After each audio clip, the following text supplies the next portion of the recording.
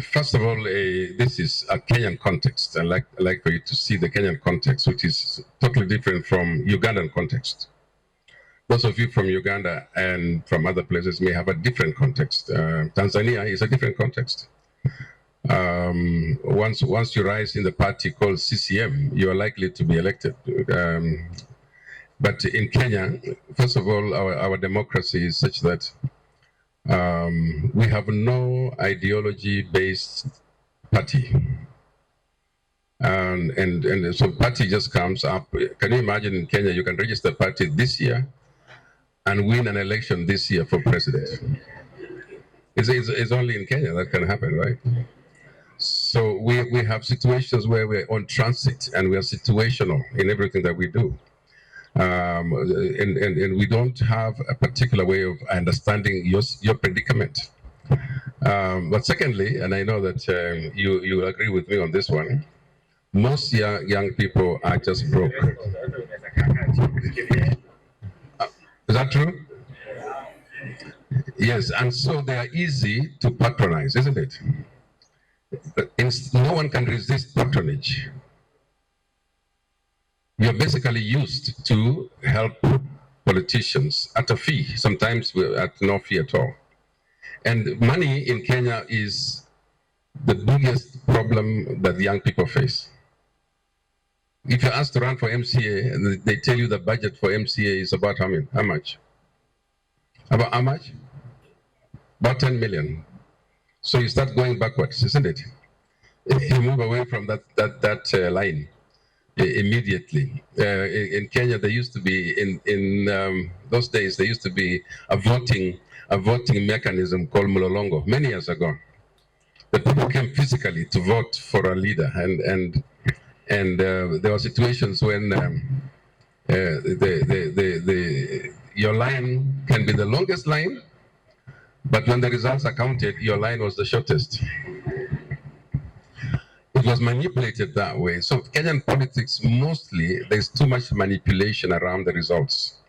And that's why we have problems after every election, because we tend to try and manipulate every stage of our election, from nomination of candidates all the way to the election results itself.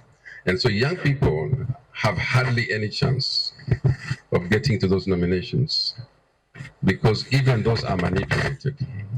Unless your name resonates with the name of the party leader, you probably won't get into any of those nominations.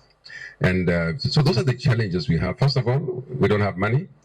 Secondly, we don't have even the power to resist of any kind of influence, and then we are manipulated easily. So how did I do it? I mean, I was a young man. I was 29 years old. I didn't have the money, but I could somehow the elders to put me, okay? Because under the Pokot situation, elders are very, very strong. So if you can manage to convince the elders that you are the best candidate, they supported me and I was able to be elected that time. The story was such that I think I was basically unaware of the machinations of politics in Kenya. And now, of course, I know you. So you have a challenge. Unless under your organization or any other organization, young people begin to show their strength. What is your strength? What are you bringing to the table? So social media is what you bring to the table. And you can bring mobilization to the table. You can bring all those things. And you sit at the table of the political party and mobilize to make sure one of you at least is pushed to nomination. We need to start pushing, or you resist, isn't it? If the political party doesn't want to put one of you, and they always bring all of us, those of us who are 50, 60 years old, that's what they're looking for, and they forget that the future is you, then you have two choices: either leave that political party or just fight within that political party until one of you is nominated. Usually a strong party, once you enter into the nomination role of a strong party, you're likely to be elected, because people then vote according to political party lines. Okay? So you have a duty. And I think now this kind of mobilization, Siasa Place and others, are the ones that are going to bring young people on board. Of course, the other one, which is very important, is then to show competence once you have an opportunity. You know, we have had young people nominated to parliament, and you thought that's where they would shine. Yeah.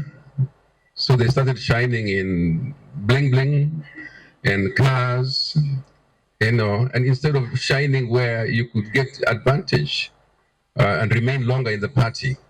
And so don't get your priorities mixed up. And you're already on the way there, by the way, because you're already leaders, you're already political in your mind, you already have a process, you go through a process. So you guys are a step ahead of where I was. You know, I was a very small student leader at the university, just in the hall of residence. That's why I was a leader. Okay. So now those of you who are presidents of a whole university, man, you are already one step ahead of where some of us started. Thank you very much.